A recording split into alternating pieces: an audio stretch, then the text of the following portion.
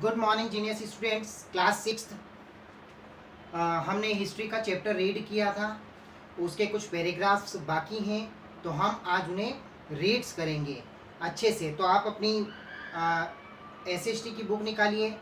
History subject first lesson पढ़ रहे थे हम, वाई हिस्ट्री, इतिहास क्यों।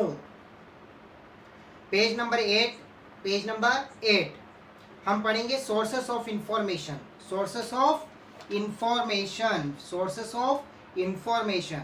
इसको हम पढ़ रहे थे, इस पैराग्राफ को, ये बाकी था हमारा। तो हम स्टार्ट करते हैं। तो आप अपनी बुक ओपन करके रखिए। हम पढ़ेंगे सोर्सेस ऑफ इंफॉर्मेशन, जानकारियों के क्या क्या स्रोत होते थे हिस्ट्री में, इतिहास में, उन चीज़ों को हम पढ़ेंगे। आर्कियोलॉजिकल सोर्सेस, पुरातात्विक स्रोत क्या क्या होते थे। मॉन्यूमेंट्स, स्मारक, इंस्क्रिप्शंस, शिलालेख, कॉइन्स, सिक्के, आर्टफैक्ट्स, कलाकृतियाँ, ये सारी चीज़ें जो थी ये आर्कियोलॉजिकल स्रोत थी। क्या थी ये?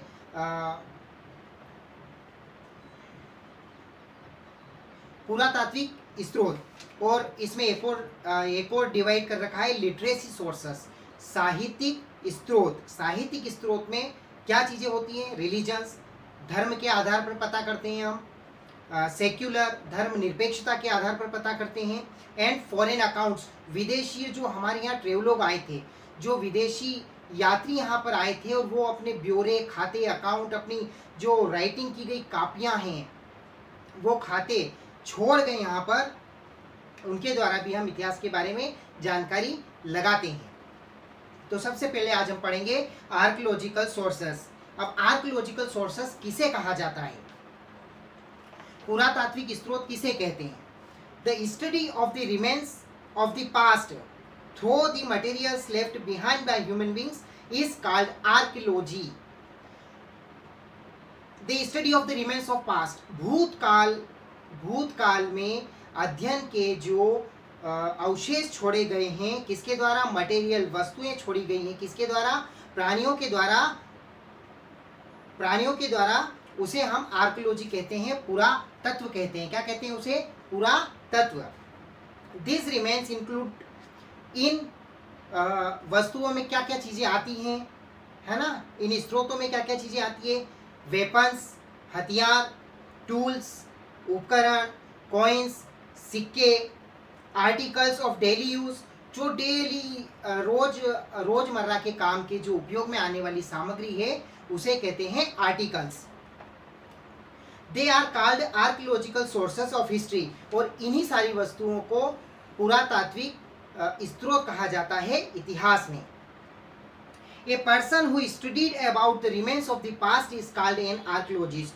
और वो व्यक्ति जो भूतकाल की सामग्रियों से अध्ययन करता है, उसे पुरातत्व ज्ञाता कहते हैं। क्या कहते हैं उसके? आर्कियोलॉजिस्ट, पुरातत्व ज्ञाता। These remains lay buried in the ground for thousands of years।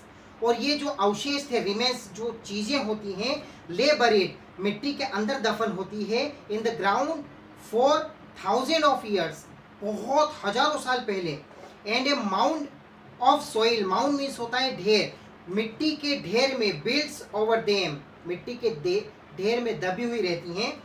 The archaeologist dig this mounts, archaeologist जो पुरातत्व ज्ञाता हैं, वो डिग मतलब खोदते हैं, दिस माउंट्स, इन मिट्टी के ढेरों को खोदते हैं। And finds things buried under them, और इनके अंदर जो चीजें होती है, थिंग्स, जो चीजें दबी होती है, जो अवशेष दबे होते हैं पुराने, उन्हें खोदते हैं और निकालते हैं।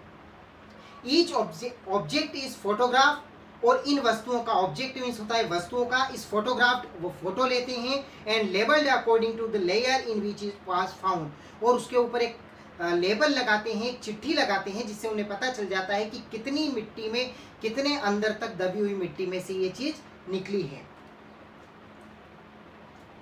Then the archaeologist date the object, और उसके बाद आर्कियोलॉजिस्ट जो है, पुरातत्व ज्ञाता जो है, वो इन चीजों पर डेट डालते हैं और उन्हें रख देते हैं।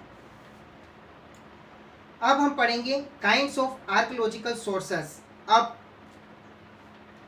पुरातात्विक स्रोत क्या क्या हैं, क्या प्रकार हैं उनके, इसके बारे में हम पढ़ेंगे। तो archaeological sources are of 4 kinds, 4 प्रकार के स्रोत होते हैं पुरातात्विक स्रोत। इंस्क्रिप्शंस, शिलालेख, मॉन्यूमेंट्स, स्मारक, कॉइन्स, सिक्के एंड आर्टिफैक्ट्स, कलाकृतियां। इनके आधार पर आर्कियोलॉजिकल सोर्सेस को रीड करते हैं। इंस्क्रिप्शंस, अब शिलालेख किसे कहते हैं? Written records engraved on pillars, pillars के ऊपर लिखे हुए जो रिकॉर्ड होते हैं, है ना। रिटन मतलब लिखना, इनग्रेव्ड मतलब खुदा हुआ, पिलर्स के ऊपर खुदी हुई जो चीजें लिखी होती हैं, रॉक्स के ऊपर, पत्थरों के ऊपर, वॉल्स ऑफ केव्स, गुफाओं की दीवारों पर, hard surface like copper, hard चीजों पर, मोटी चीजों पर, कठोर चीजों पर जैसे कॉपर, तांबे पर, आर नोन एज इंस्क्रिप्शन। तो इसे जो भी चीजें लिखी हुई होती है गुफाओं के दीवारों पर, खंभों पर, स्तंभ पर,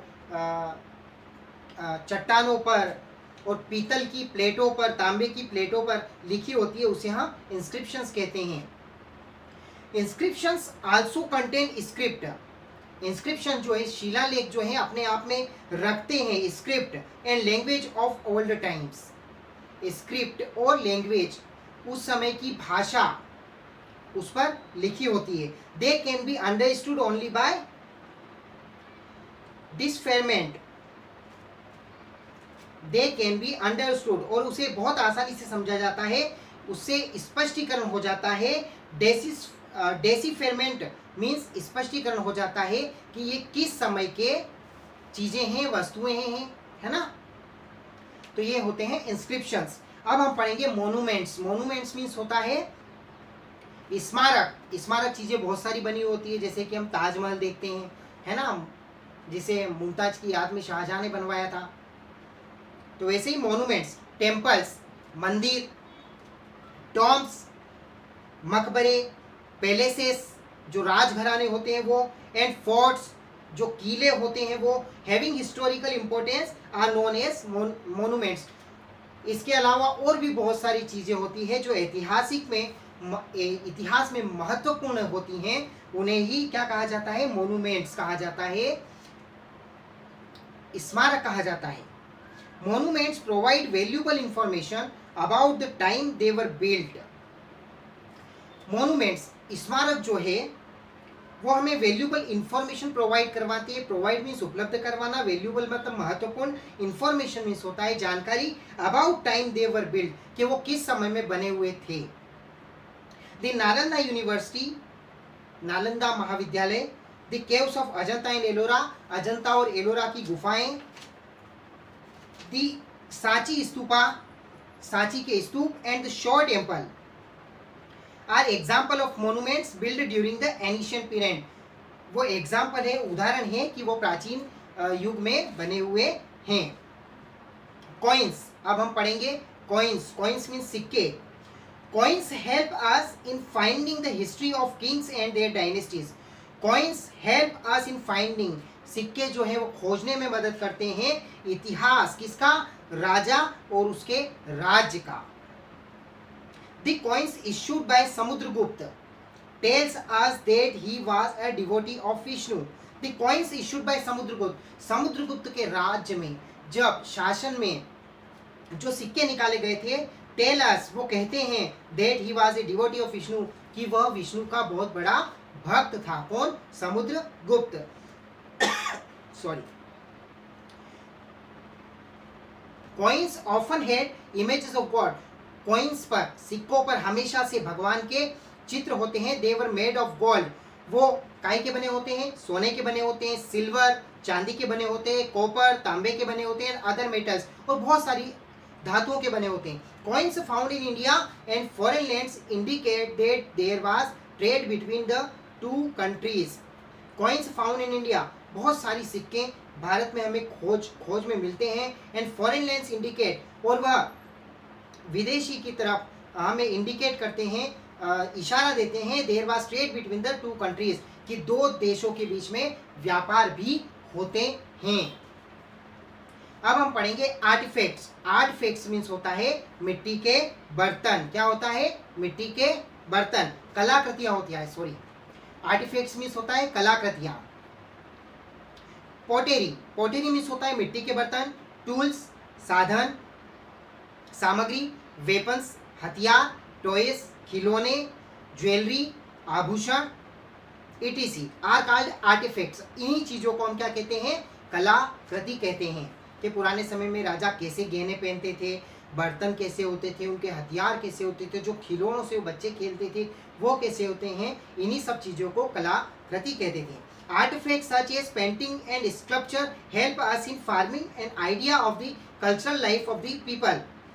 Artifact such as painting and sculpture, जो चित्रकारी थी, कलाकृति में पेंटिंग, चित्रकारी और स्कल्पचर, मूर्तियां जो है, हेल्प अस इन फॉर्मिंग, हमें मदद करती है यह सोचने में और समझने में कि उस समय की लोगों की जो सांस्कृतिक जीवन था वो कैसा था। The images and painting of Shiva, जैसे कि हम चित्र की बात करते हैं और चित्रकारी की बात करते हैं तो भगवान Shiva, Vishnu, Buddha and Mahavira as well as the structure of the Gupta period, कि गुप्त शासन में, गुप्त युग में इन लोगों की मूर्तियां बनाई गई। Period tells us about the religious tolerance of the गुप्त रूलर्स, कि गुप्त शासन जो थे, शासक जो थे, गुप्त राजा जो थे, वो रिलीजियस टॉलरेंस ऑफ गुप्त रूलर्स, वो धार्मिक सहिष्णुता से संबंध रखते थे। धार्मिक सहिष्णुता उनमें कूट कूट कर भरी थी, इसलिए वो भगवान के बहुत सारी मूर्तियां और स्ट्रक्चर उनका निर्माण करवाते थे। अब हमने पढ़ लिया है artefacts.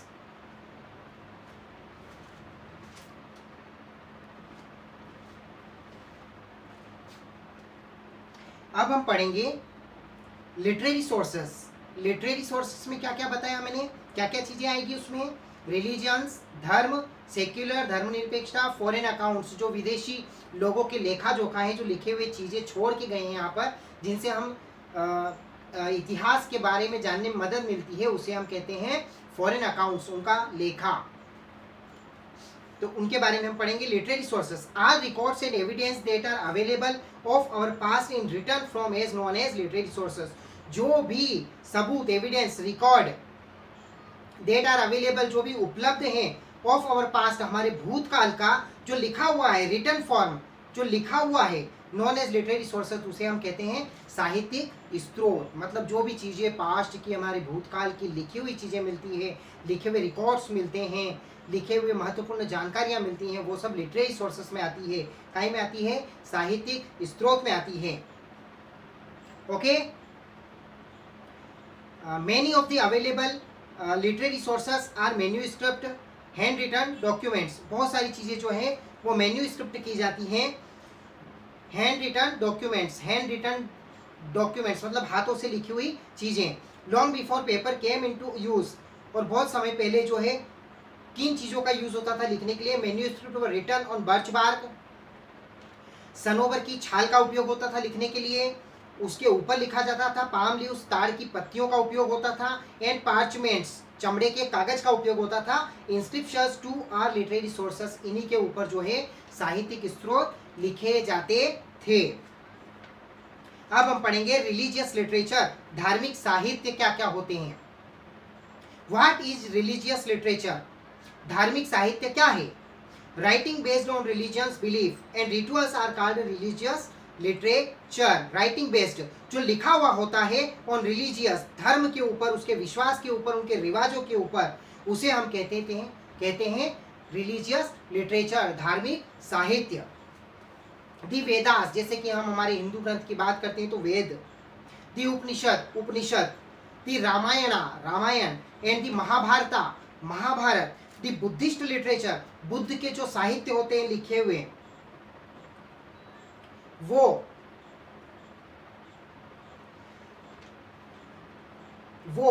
Of the Jains are example of religious literature, और बहुत सारे जैन के ग्रंथ भी लिखे होते हैं। वो सारे जो उदाहरण हैं वो हैं साहित्यिक लिटरेचर, साहित्यिक धार्मिक लिटरेचर, धार्मिक साहित्य। The Vedas gives us a lot of information about the life and culture of the Aryans, the Vedas gives us a lot of information, Veda जो है हमें बहुत सारी महत्वपूर्ण जानकारियां देते हैं about the life and culture of the Aryans, Aryans की जीवन के बारे में, उनकी संस्कृति के बारे में।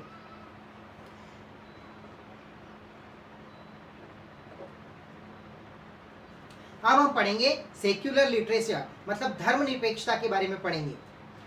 Literature not concerned with religion is called secular literature. धर्म से संबंधित धर्मनिरपेक्ष साहित्य को धर्मनिरपेक्ष साहित्य कहा जाता है। सेक्युलर लिटरेचर इंक्लूड्स, इसमें बहुत सारे साहित्य शामिल हैं। कौन कौन से? पोएट्री, कविता, ड्रामा, नाटक, अकाउंट्स ऑफ फॉरेन ट्रेवलर्स, जो विदेशी यात्री थे उनके खाते, एंड वर्क ऑन साइंस की साइंस के काम, विज्ञान के काम, ग्रामर एंड पॉलिटिक्स, व्याकरण और राजनीति। कौटिल्यास अर्थशास्त्र gives us information about the Mauryan administration. Kautilya का जो अर्थशास्त्र है वो हमें बहुत सारी जानकारी देता है मौर्य के शासनकाल की। Bana's Harshacharita gives us accurate information regarding Harsha, his conquest and administration. Bana's का जो हर्षचरित है वो हमें बिल्कुल सही जानकारी देता है, किसके बारे में? हर्ष के बारे में, उसकी जीत के बारे में और उसके शासन के बारे में। Kalhana's Rajatarangini traces the history of Kashmir from the earliest times to the 12th century. Kalhana का जो राजतरंगी है वो हमें जानकारी देता है किसके बारे में? कश्मीर के बारे में। कश्मीर के बारे में कब से? पूर्व समय से लगाकर तो 12वीं शताब्दी तक। कालिदास शकुंतलास, कालिदास की जो शकुंतला है, मेघदूत है, एंड मालविकाग्नि मित्र है, throw light on the life of the early Sungas, Sungas की जीवन पर प्रकाश डालती है। बिसाइड्स देयर वर एपिक्स, और बहुत सारे जो एपिक्स हैं, poems and plays, many of these were written in Sanskrit, बहुत सारी चीजें जो है वो संस्कृत में लिखी गई हैं। अदर्स वर इन प्राकृत, और उसे प्राकृत किया गया है। प्राकृत मीन्स होता है किसी अपनी साधारण लैंग्वेज में लिखना। एंड तमिल।